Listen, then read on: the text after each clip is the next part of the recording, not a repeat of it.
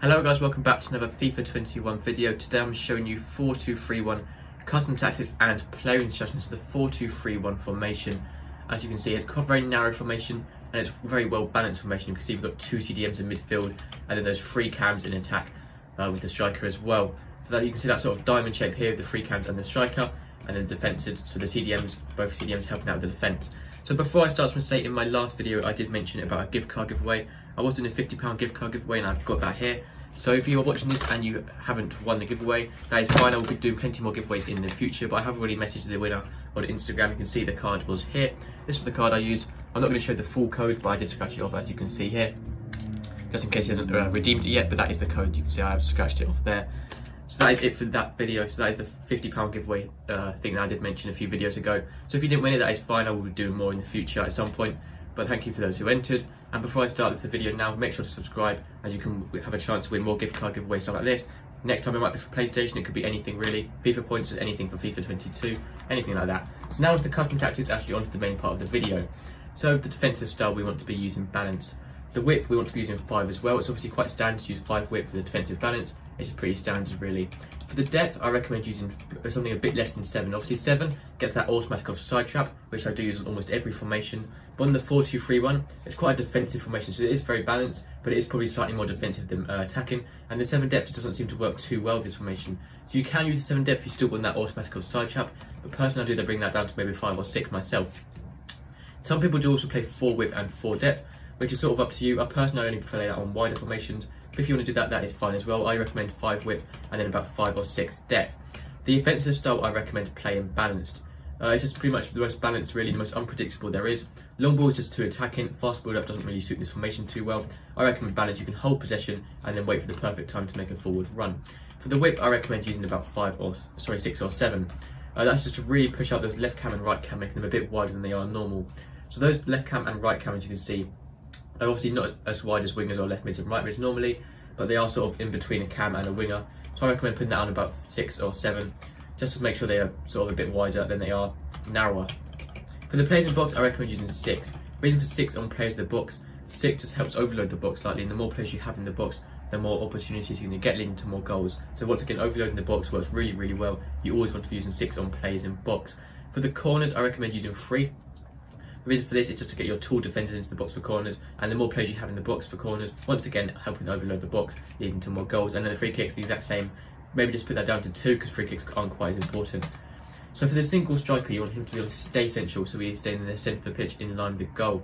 You want to use getting behind on him, so making forward runs behind the opposition defenders, and you want to be using stay forward, so he's always at the top of the pitch and not dropping back. For the interceptions, just leave that on normal. So now for the free cams, you can see these all use the same player instructions, but the left cam and right cam are sort of like wingers. So if you do play wingers out of game for chemistry, I recommend playing them in these 2 positions here.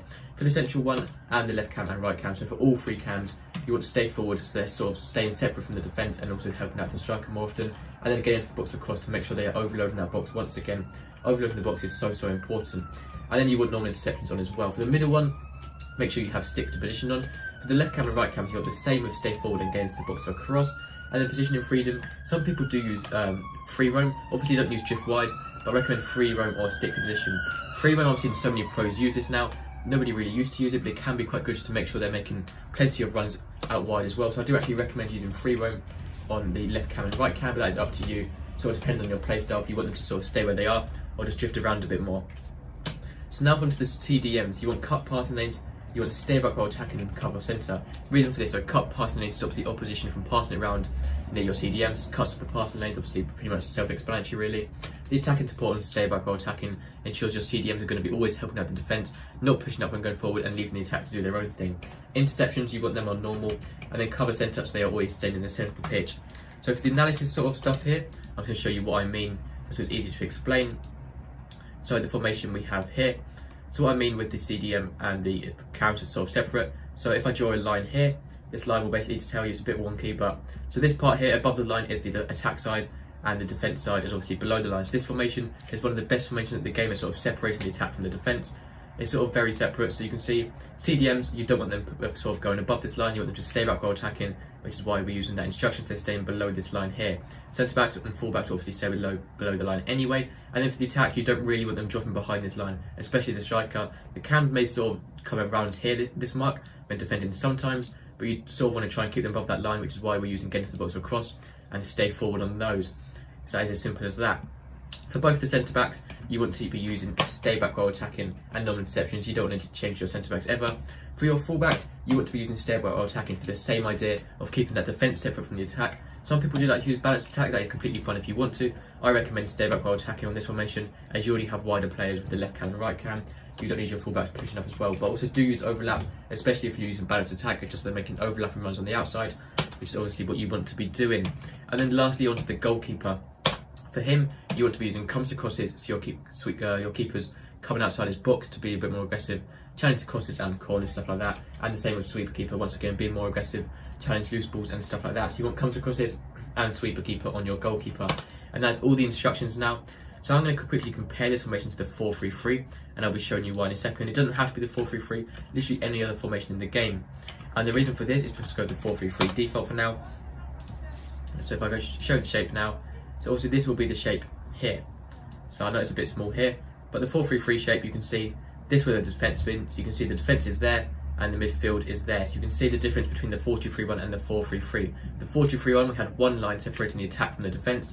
With a 4-3-3, 4-4-2, whatever formation it is, apart from the 4-2-3-1, for most formations, you have the defence and you'll have the midfield and you'll have the attack.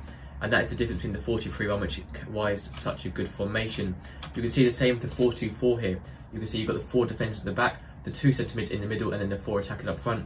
But it isn't just separate from just the defence and just the attack. And the same with the 4-4-2, it's pretty much most formations, apart from the 4-2-3-1, which is why this formation is so good in game, because it's so hard to play against. So the player instructions now, sorry, not the player instructions, sorry, for the analysis sort of side of stuff, what you want to be doing when you get the ball.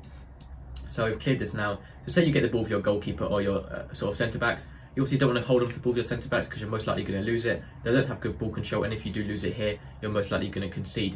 You want to get the ball straight to your CDMs and then those cams here. So these sort of players here, so your CDMs and your cam, you can see there's a perfect triangle here. This formation is very much about triangles, which is obviously very important for passing the ball around, waiting for that opportunity for runs. So you can see the triangle here, passing it around here, just keeping possession, no point rushing into attack and waiting for your striker or your left cam and right cam to make that perfect run. You can see there's also triangles here, so your fullbacks are quite safe to use. The centre-backs aren't too risky to use. You don't want to hold on to it too long, but a quick pass here and there is absolutely fine as well. So you can see there's a small triangle here, but the main triangle you want to be using is that middle one, but you can see there are sort of options as well out wide here with the triangles as well, and you can also see there's one along here with both the left cam, right cam and the midfielders as well. So you can see the triangles here I have drawn on here. So that's literally what you want to do, just hold on to the ball, passing it around and waiting for that one striker or even the left cam and right cam to make those forward runs behind the opposition defenders like so, and then get the ball to them. There's no point rushing the ball straight to them because you're most likely going to be intercepted or tackled. Just wait for that opportunity.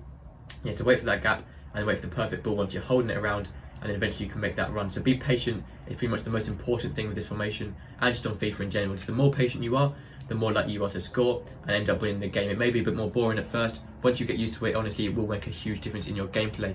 So that is going to be everything for the 4-2-3-1 video. So thank you guys for watching. Make sure to subscribe and I'll see you next time. Goodbye.